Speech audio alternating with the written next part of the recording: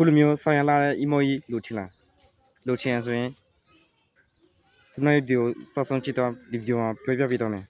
အရင်ဆုံး TikTok စာပါမှာ MWB ခေတ္တပေးလိုက်ရှာလိုက်မှာ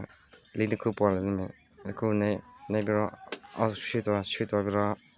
Hanabi event ပေါ်လိုက်မှာဒါနေပြီးတော့အဲ့ဒါကို copy လိုက်ရုံပဲ emo ပေါ်ဟာ copy လိုက်ရုံ copy ယူပြီးတော့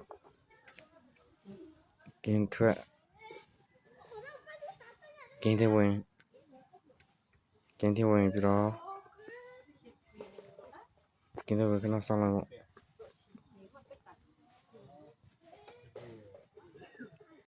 ပြီးရင် profile နားကိုတော့ပြီးတော့ကောက်ရက်ထဲညာကို copy link ယူထားတဲ့ဟာကိုထည့်ပြီးတော့ဟုတ်ပြီပြီး email ထဲကျလာလိမ့်မယ်ပြန်ထွက် support ညာကျလာလိမ့်မယ်ကဲ brother တို့အားလုံးအဆင်ပြေကြမှထင်တယ်ခုကျွန်တော်ပြောတော့မှမရှိဟာကြီးမေးလို့ရနော်ပမ်ကြီးကျွန်တော်ကောက်ပေါ်လို့စား